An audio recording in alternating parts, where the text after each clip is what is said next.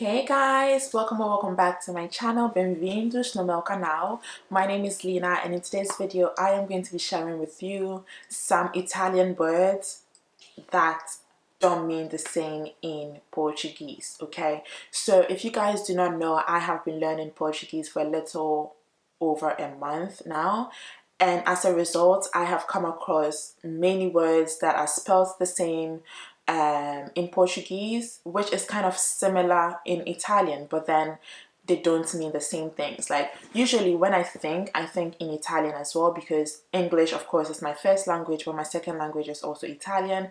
And usually when I'm learning a Latin-based language, I tend to think in Italian, and that is the same thing that is happening with me with learning Portuguese. Like as I'm learning Portuguese, I'm thinking in Italian because it is a Latin-based language, and usually they kind of do have the same kind of grammar and stuff like that, except that the words are different, but they kind of do follow the same grammar.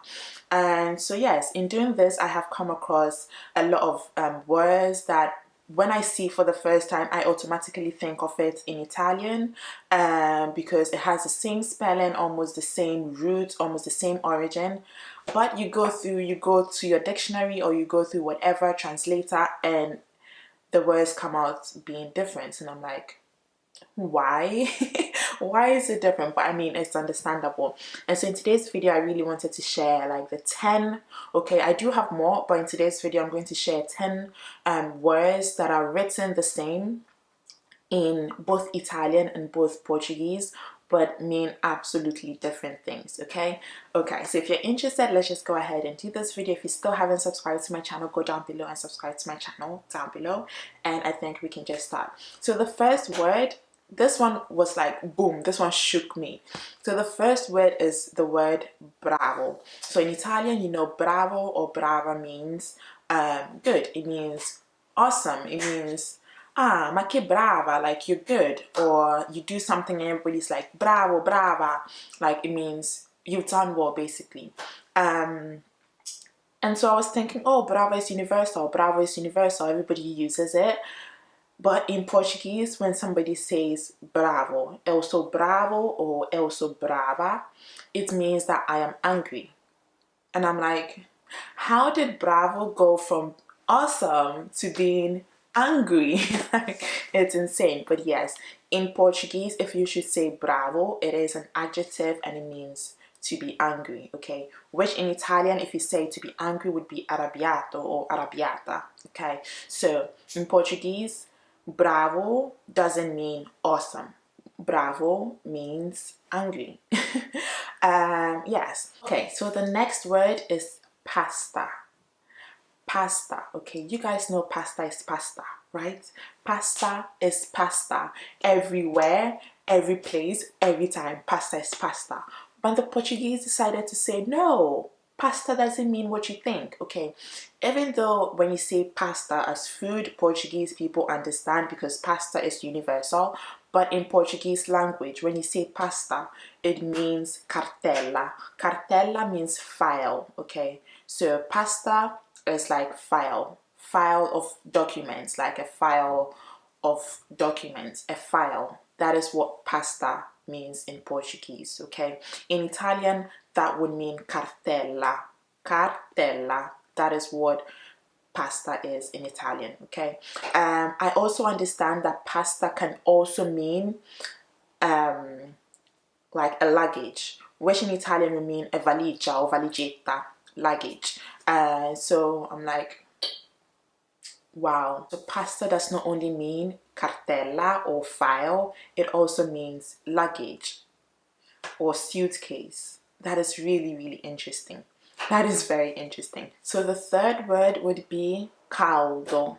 Caldo. In Italian, pronounced as caldo, okay, with the L, caldo. In Portuguese, pronounced as caldo. Caldo, but it literally has the same spelling.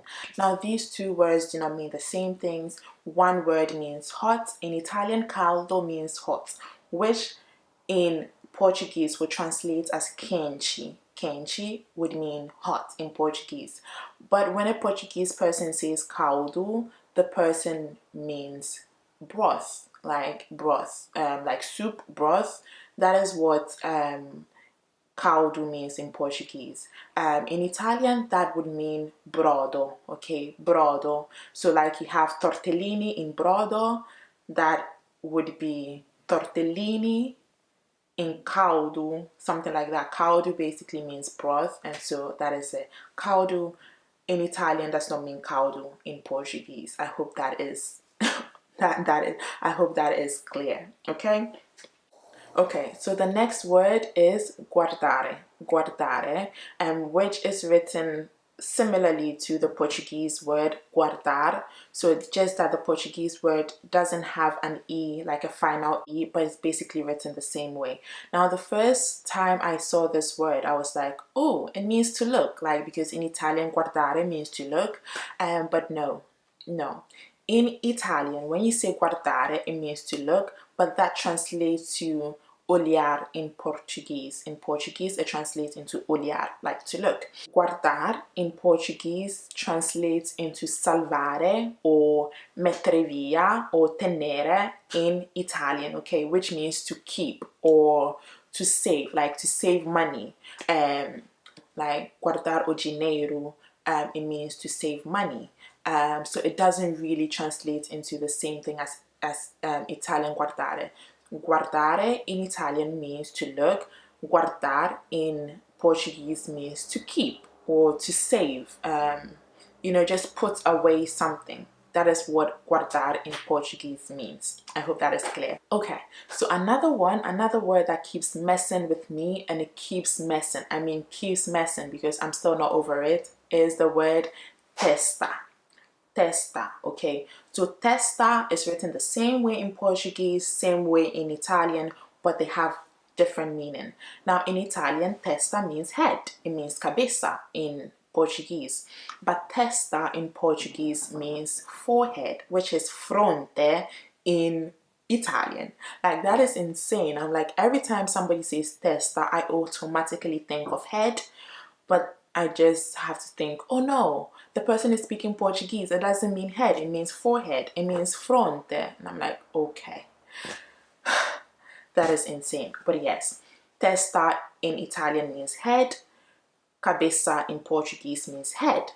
Forehead in Portuguese is testa, and forehead in Italian is fronte. Isn't that insane? Okay, so the next word is burro. Okay, burro. Now in Italian, burro means butter. Okay, butter. Now you have the same word, same spelling in Portuguese, but it doesn't mean the same thing. In Portuguese, burro, because it has double R, you pronounce it as an H. Okay, so burro means stupid or donkey. That is what burro means in Portuguese. It doesn't mean butter, because butter in Portuguese is manteiga. Manteiga, manteiga. I think that is how it's pronounced. That is what butter means in Portuguese, okay? So don't go to a Portuguese supermarket and say you're looking for burro. Or just don't say you're looking for burro. Even though it's pronounced differently, don't say you're looking for that, or don't write it for them, because that would mean you're looking for a donkey or you're looking for stupid. That is what it means. This was really funny the first time I heard it. Like, the first time I saw it, I was like, oh, it means butter. But no, burro, the Italian burro is manteiga in Portuguese, and the Portuguese burro is stupid or donkey, which is stupido or asino in Italian. Another one that also messed with my head a lot was the word prego. Now in Italian, prego, I don't mean prego as in to pray, because to pray is prego, si io prego, which is I pray, okay? But I'm talking about the normal word prego, which everybody uses, like, oh, when you say, oh, thank you very much, the next person will reply prego, like, you're welcome, kind of. That is what I'm talking about. Now, prego doesn't mean the same thing in Portuguese. It's written the same, but it doesn't mean the same in Portuguese. In Portuguese, prego is nail, okay? Nail, un chiodo. Nail, which translates in Italian as chiodo, nail, okay? So yes, I'm having to adjust to that. not saying prego, because prego would basically mean nail in Portuguese, and that is not what we want, okay? So don't confuse Italian prego, like, oh, you're welcome, or whatever. Don't confuse that with the Portuguese prego, because the Portuguese prego means nail, chiodo, okay? Okay, now the next word is, I have a personal experience with the next word. So the word is squisito. Squisito. In Italian, squisito, okay? In Portuguese, esquisito, okay? So, because you know that they have to put the E in front of the S, because yes, that is Portuguese for you. So I remember going out with a couple of friends, and like we had a meal, and I was like, oh, this food is squisito, because I was thinking in Italian. I was really thinking in Italian. I was like, well, if you say delicioso, like it basically will translate the same thing. If you say this, it translates the same thing. I was like, oh, this food is squisito. Guess what? Esquisito doesn't mean delicious. It means strange. Like in Portuguese, when you say esquisito, it means strange. But what I meant when I said it, I really meant, oh, the food is delicious. The food is really nice. That is what I meant, because I was thinking in Italian. So esquisito doesn't translate to squisito in Italian. Esquisito translates to strange in Italian, which is strano in Italian, okay? So this one was when I was learning verbs, and I came across this word, which is andare, okay? In Italian, andare, andare. So automatically I thought, oh, andare means to go, because it's written the same way, just that it doesn't have the final E. But my mind just said, oh, it means the same thing in Italian. No, andare in Italian means to go, right? To go. Andare, to go. In Portuguese, when you say andar, it means to walk. So andar will mean to walk, which in Italian would be camminare, and andare would be to go, okay? So andare and andar don't mean the same thing. Andare means to walk, to go, and andar means to walk, okay? Okay, so the last word will be prendere, okay, which is prendere. In Portuguese, prendere. Prendere, prender. I also had the same thing with this verb, okay? Just like andare and andar, the same thing I experienced with prendere and prender, okay? They don't mean the same thing. Now, prendere in Italian means to take. Prendere, to take, which in Portuguese would be tomar, okay? To take. Prender in Portuguese means to arrest. To arrest, okay, which is completely different things, like, which is different things. If I go about saying, oh, I'm taking this book, it will translate to I'm arresting this book in Portuguese. Like, isn't that insane? That is so insane. So yes, you have to know the differences between the verbs.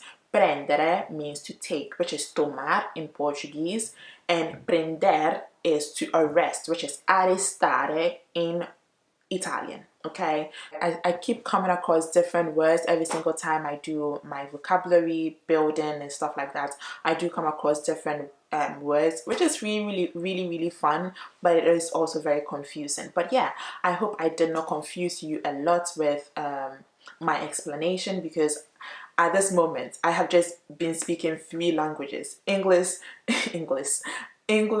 Portuguese, Italian, and so there is a whole lot of confusion going on, but I hope that you do understand what I meant with my explanations and stuff like that. I hope you enjoyed this video. If this was helpful, let me know. If you do want me to do other types of videos like this and kind of comparing Italian and comparing Portuguese, let me know, and I would really be glad to do that.